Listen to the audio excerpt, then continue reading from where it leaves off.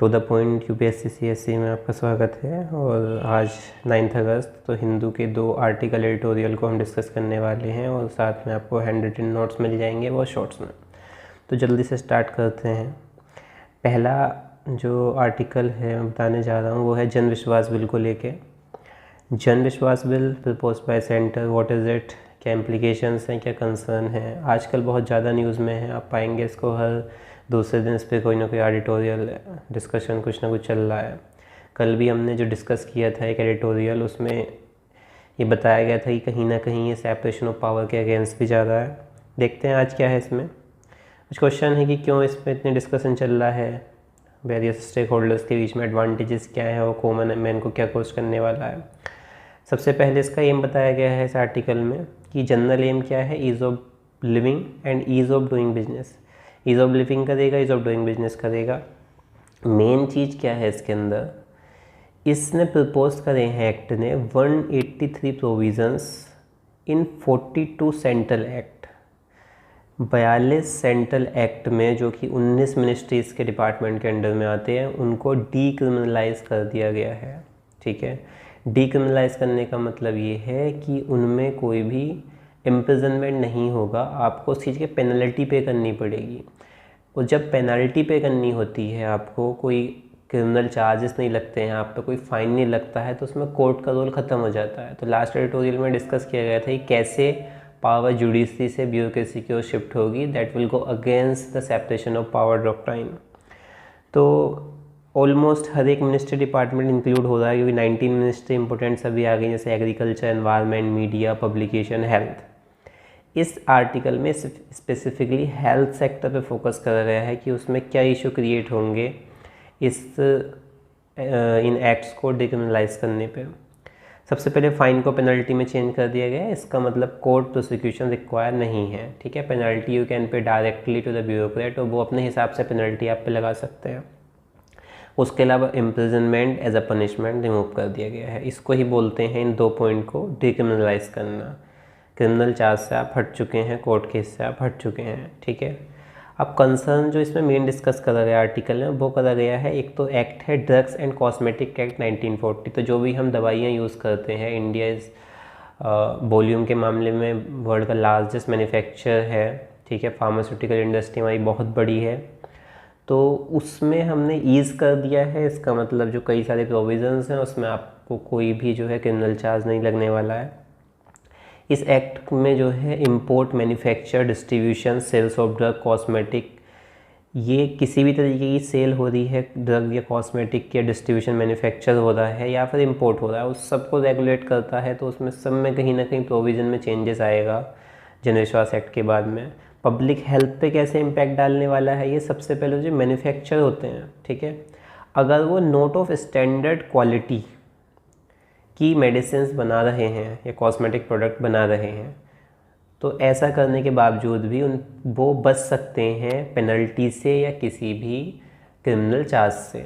ठीक है, सपोज़ करिए एग्जांपल दिया हुआ उसमें इन्होंने एक स्टैंडर्ड को फॉलो नहीं करते हुए एक मेडिसिन क्रिएट करी जो आसानी से डिज़ोल्व नहीं होती है। तो अगर कोई मेडिसिन ईजिली डिज़ोल्व नहीं हो रही है आपकी बॉडी में, इसका मतलब है वो पर्टिकुलरली शायद बैड इम्पैक्ट कर जाए बॉडी पे या फिर प्रॉपर इम्पैक्ट ना करे, तो ओवरऑल इससे हेल्थ कंसर्न क्रिएट हो सकते हैं। सेकंड केस है, पेनल्टी रिड्यूस कर दी गई हैं उन ओनर्स के लिए, उन फार्मेसीज़ के ओनर्स के लिए जो लाइसेंस के रिगार्डिंग जो टर्म है उनको वायलेट करते हैं। ठीक है, अब इस कैटेगरी में फार्मेसी एक्ट भी आता है, इंडियन फार्मेसी एक्ट। तो फार्मेसी एक्ट में जो है लाइसेंस कंपलसरी होता है, लेकिन अगर यहाँ पे लाइसेंस को लेके कुछ टर्म वायलेट होती हैं उसके बावजूद भी पेनल्टी को रिड्यूस कर दिया जाएगा।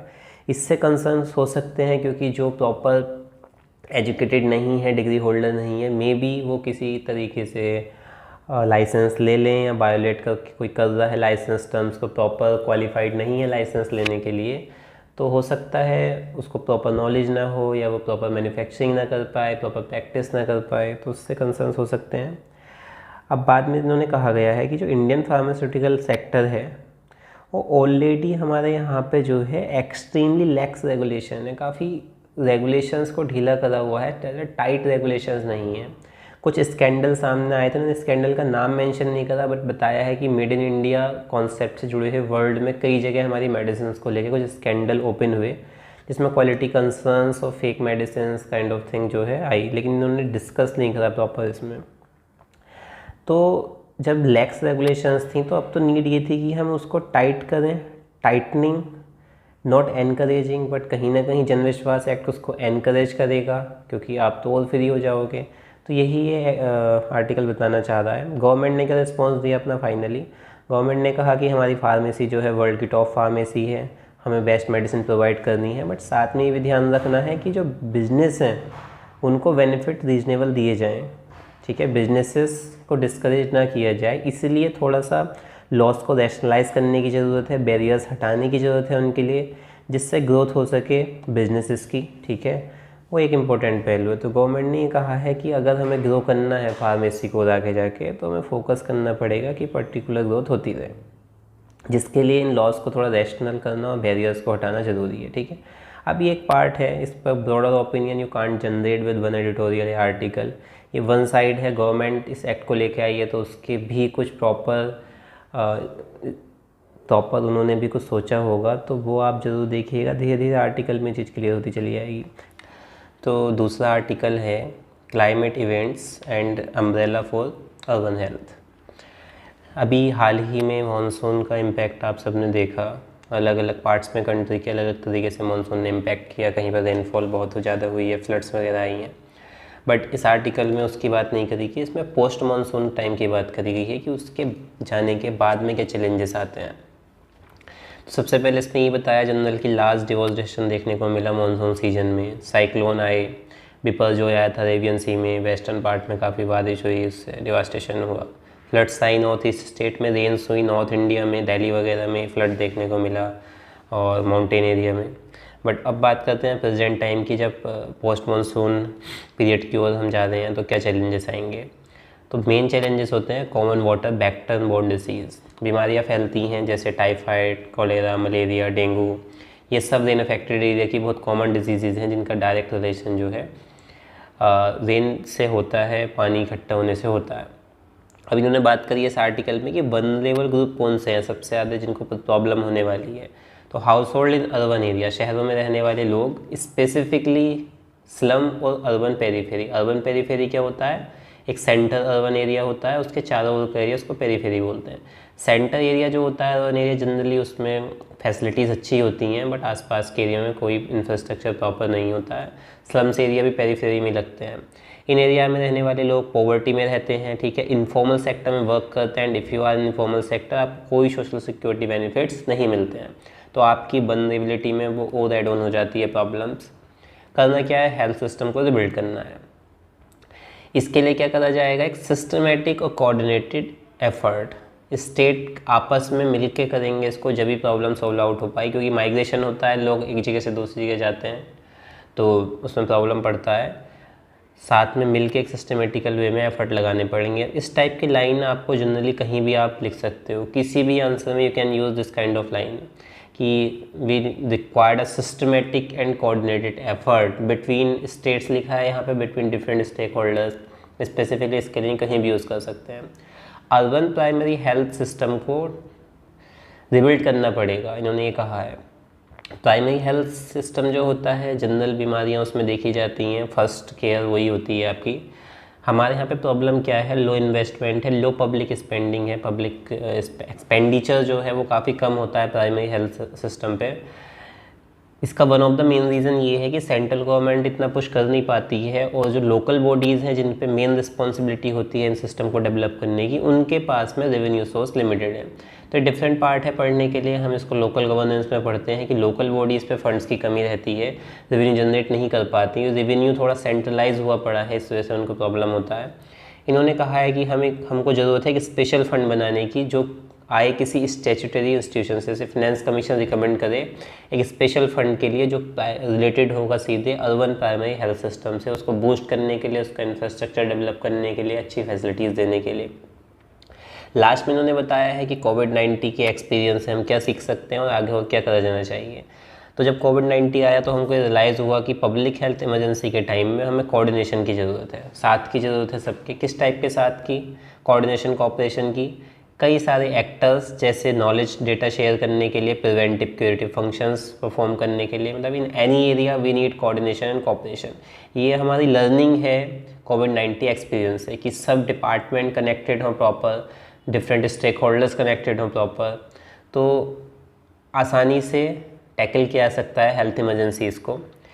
फ़िलहाल हम प्रेजेंट टाइम की बात करें, डिजीज़ आउटब्रेक हो रहे हैं जगह जगह पे, जहाँ पे फ्लड्स आई हैं, जहाँ पे पानी इकट्ठा हो गया था, तो इमीडिएट स्टेप इन्होंने इसमें बताया है कि फ्रंट लाइनर वर्कर्स होते हैं अक्रॉस वेरियर डिजीज़ मैनेजमेंट प्रोग्राम, अलग अलग प्रोग्राम गवर्नमेंट रन करती हैं, उसके फ्रंट लाइन वर्कर्स होते हैं जो वर्क करते हैं उनको टैकल करने के लिए, उसमें मैनेजमेंट वगैरह सब आ जाता है। तो उनको एक साथ लाया जाए, इंटीग्रेट किया जाए डिफरेंट प्रोग्राम्स को, डिफरेंट मिनिस्ट्रीज़ के अंडर में चलने वाले प्रोग्राम्स को, और एक स्पेशल पब्लिक हेल्थ कैडरे बनाया जाए अर्बन एरियाज़ में जो टैकल करेगा मल्टीपर्पज़ चैलेंजेस को, जो रिलेट करेंगे हमारे इन इश्यूज़ से, जो वेक्टर-बोर्न और वाटर-बोर्न डिजीज़ हैं उनसे। तो ये मेन पॉइंट थे इस आर्टिकल के। Actually, my purpose of making these notes is to give you all these things in short. अब इन पर डिस्कशन के लिए इट कैन टेक 1 आवर, हम 1 घंटे तक डिस्कस कर सकते हैं छोटी छोटी चीज़ों पे, सब डिस्कशन के लिए ओपन है, बट पर्पस फुलफिल नहीं हो पाएगा। I want to tell you in short, जो सीएस एस्पिरेंट होते हैं जनरली, एज आई फील कि हमको शॉर्ट में चाहिए, डायरेक्ट टू द पॉइंट चीज़ें चाहिए होती हैं, ज़्यादा एक्सप्लेनेशन हम खुद कर सकते हैं, माइंड में सबके होता है। सो दैट्स इनफ, आप सबको समझ में आ गया होगा। पीडीएफ अगर आपको इन नोट्स की चाहिए तो आप टेलीग्राम लिंक नीचे दिया हुआ है, उस पर जाकर आप डाउनलोड कर सकते हैं। केवल 2 पेजेस हैं, you can recall it any time, बहुत शॉर्ट में। 2 पेजेस भी कंप्लीट नहीं है, 1.5 पेजेस। और बाकी चैनल को सब्सक्राइब कर लीजिए, शेयर कर सकते हैं। आपको और भी डेली एडिटोरियल्स के अर्ली मॉर्निंग में मिल जाया करेंगे, 9 to 10, 8, 9 समथिंग। इसके अलावा और भी एनसीईआरटी के शॉर्ट नोट्स, करंट अफेयर्स की वीकली एंड मंथली मैगज़ीन, बहुत शॉर्ट में। एक्चुअली जो कोचिंग इंस्टीट्यूशन हैं वो 180 पेजेस की देते हैं, जो रिवीजन करना पॉसिबल नहीं है monthly magazine. I will provide you in 50 to 60 pages maximum, बहुत शॉर्ट में नोट्स, टू द पॉइंट, बिल्कुल जो एग्ज़ाम पॉइंट ऑफ व्यू से होंगे। उसके अलावा I am going to start initiative of daily mains answer writing. You can connect with me, we will be writing 2 answers on the daily basis online. तो okay, thank you.